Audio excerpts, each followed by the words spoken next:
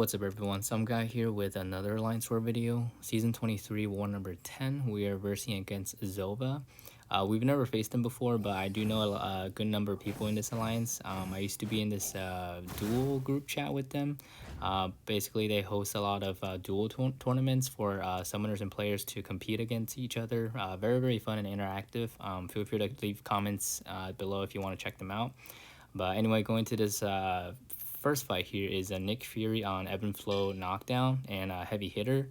Very common placement for Nick Fury just because during his second phase he becomes stun immune. So you can't punish his heavy to get an opening. I thought about using Omega Red for this fight, but I switched to Colossus at the end just because I didn't want to run suicides and have to switch him back and forth since I brought Torch. So I went with Colossus. The goal here is to, for the first phase of Nick Fury where I can parry him, I'm just going to build up a lot of destructible charges for me to kind of use and rely on when he gets unstunnable in his second phase. So for the first phase, I'm just going to do a lot of parries and re-parries to push him to SP2. I don't want him throwing his SP1s at all, so whenever he has a bar of power, I'm just going to hold block and bait his dash in and then re-parry and then get that heavy down to push him to an SP2.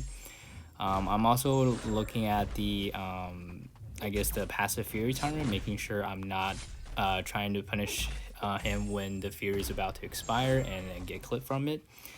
So right now I'm building to an SP3 because Colossus has a pretty cool interaction with his SP3.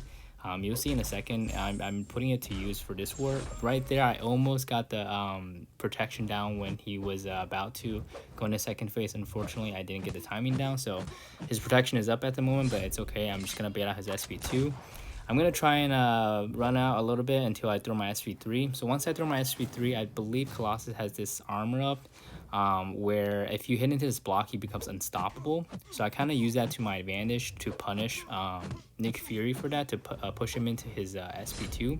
Right here, I evade the SP2. I think the next one. Next one, I evade the SP2, but I don't quite punish him for it. I'm not sure why. I think it's because I wanted to keep his charges down. He's at 12 tactical charges right now. I think I didn't want him to go, I guess, unblockable. But I feel like I probably should have punished just because I had the passive Fury up. I could have done a lot more damage. But instead, I kind of just turtled up, I guess. So right now, I'm trying to bait out his, I guess, double mediums, or where he ends a combo in a medium so I can punish back. I'm also trying to I guess find an opening for intercept, but it's just so right here I finally got an opening and was able to intercept. I tried to intercept again, failed, but went in again and got a very sketchy intercept. Was able to get to my SP2 in time and push him to an SP2, which was good. Bait out his SP2 and then went back in for the punish, and this time I'm doing a little bit better damage. Still fail on the intercept there, but get another sketchy intercept and finish the fight. A little bit sketchy at the end with the intercepts, but I'll take the solo. This guy, the Nick Fury, was giving me a lot of nightmare. I think 2 seasons ago, I was just failing every time. Going to the next fight, we have this Iron Man Infinity War on I forget, Steady Build Up Fury and Power Alternator. I also heavy hitter. I'm gonna forget his heavy hitter, I think, at one point and get clipped by it, just because of I guess it's muscle memory. I think right here I try to punish his heavy, but you can't punish his heavy because it's heavy hitter, of course. So luckily it didn't crit and do that much damage. Plus I'm pretty boosted for this fight, just because I'll be taking a mini as well. I also stopped evading his SP1, the plasmas, I guess. I used to try and parry them. Right there I threw my SP1 just to get my power out, so the power alternator doesn't screw with it, because I don't know if it's still bugged. Basically both will get a bunch of power, but I didn't want to worry about that, so I just threw it. I'm just gonna use I think in the beginning I was just using heavies only, so right now I'm also using some combos.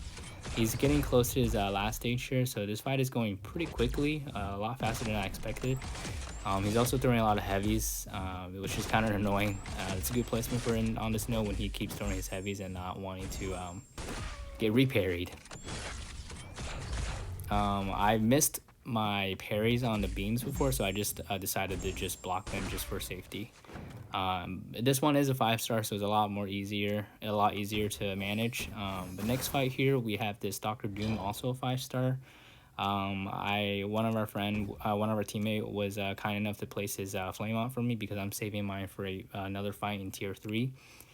Plan for this fight is to not trigger any decks, just because if you do, it's on it's on backup recovery and power snack. So every time I dex, the precision buff will get or the cruelty buff will get nullified, and of course as Dr. Doom, whenever something gets nullified, he'll place a shock on you, and I believe that happened last war, which it was kind of annoying. So I'm just trying not to trigger any decks. I'm being passive here and trying to bait out his forward dash so I can reparry and push him to an SP2. Right here, I got kind of lucky with the backup recovery. The backup recovery is one thing I have to always kind of remember. It kind of slips out of my mind sometimes when I'm fighting in the middle of it, just because I'm looking out for so many other things, and then I just totally forgot he's already at 50%. But luckily, I was not able to not push him to an SP3. It was very, very close there. And this one's a 5-star. I'm pretty boosted, and with Flame On, he just melts pretty quickly. Moving on to section 2 here, we have this M.O.D.O.K on Ebb and Flow Intercept and Sadist. I'm just going to be quaking basically the next 3 fights, just because Quake can bypass a lot of nodes, and I needed to bring 2 other counters, so she was the best option I had for these 3 fights.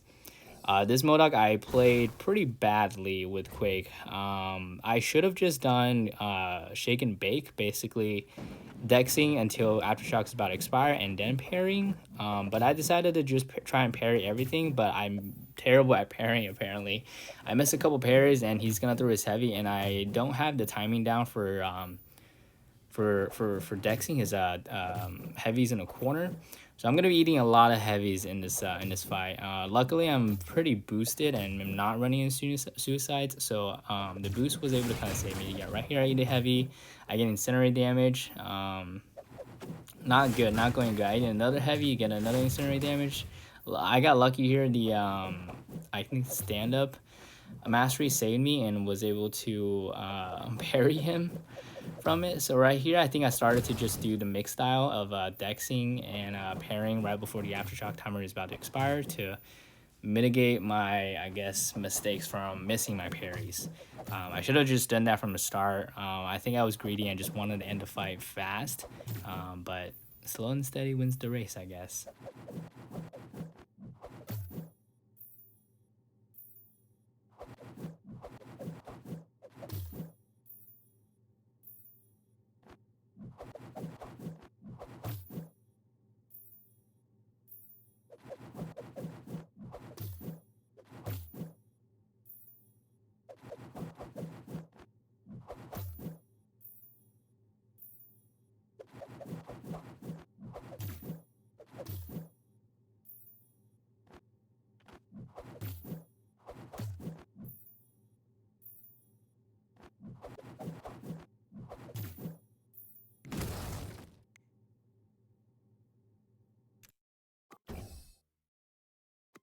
Moving on to the next fight, we have this Nova here on Ebb and Flow Intercept and Redouble Determination.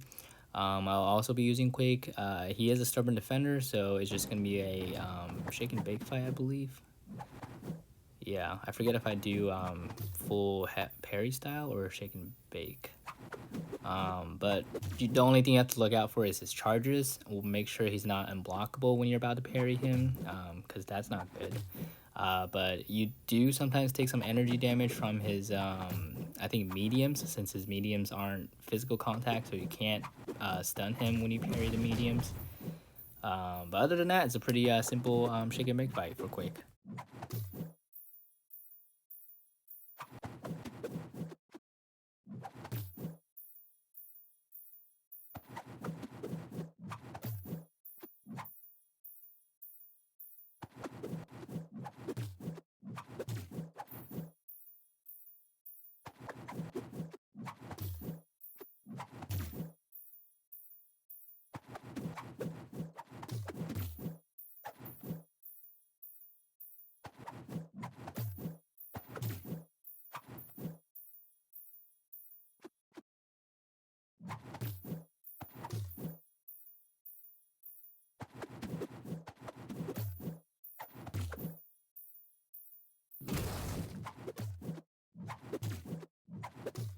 Dang, I missed my parries 3 times over there. He was throwing double mediums every time, but still. But he goes down without too much trouble. Moving on to tier 3 here. This is a pretty cool interaction. We coordinated pretty well. I was able to only use 2 sets of boosts for 2 sections. Basically move twice, pretty much. But going to this man thing mini here on, I forget the nose. I think it's the Vigorous Assault and some type of recovery node where he gains a lot of health, I think. He is a stubborn defender. I will be using Quake. It's just gonna be a simple Quake and Bake fight. I don't think I'm do Dex over here. I think he does nullify my cruelty buff in a sec soon. But I think the risk with Dexing is due to him being able to, I think, place poison on you. So I realized that, and I just went full Quick and Bake style after.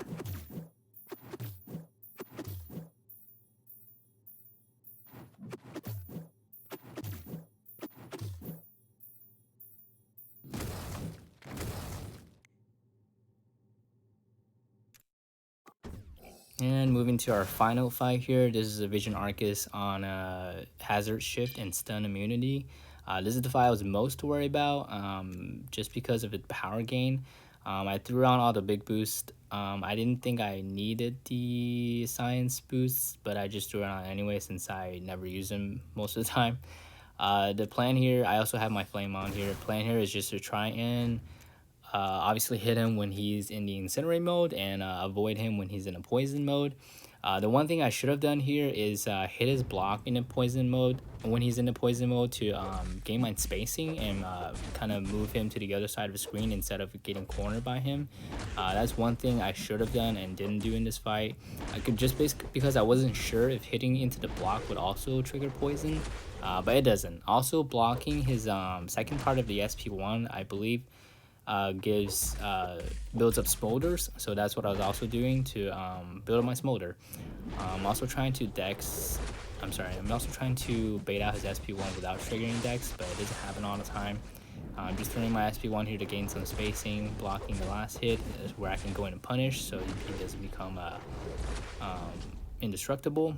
As you can see here, he melts down pretty fast. This is the poison phase here, so I'm just trying to bait out. I'm just dexing a lot of heavies. I get cornered pretty quickly. This is the part where I just didn't really know what to do, and besides just dexing the corner, and right here I get kind of push him to an SP3, but luckily I had the invuln boost on because I had a feeling I would push him to an SP3.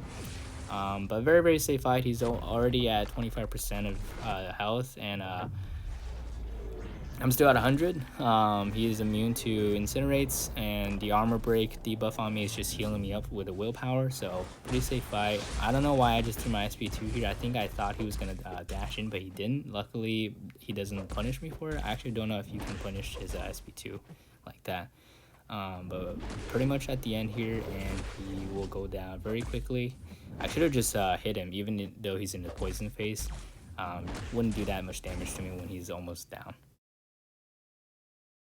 This was only a 5-star, but I think it would have worked for a 6-star as well. So at this point, we actually finished all of our attacks in Battle Group 3, and we died 0 times.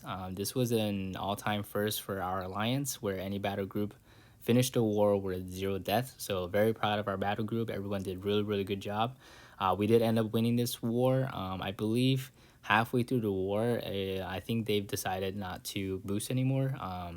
So I think that's why where the defender kills all racked up at the end here. But in the very, very beginning, I think we were pretty neck to neck, about like 5 to 5 deaths, or something lower than that. But this does bump us up only by 1 position from 16th place in Plat 1 to 15th place. It's mainly because I think of the multiplier. We're still in tier 2 war, so the multiplier is only ×7. After winning this war, we're still currently...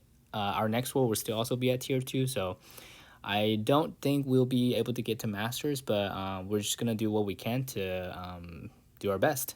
But thanks for watching, and I'll see you guys on the next one.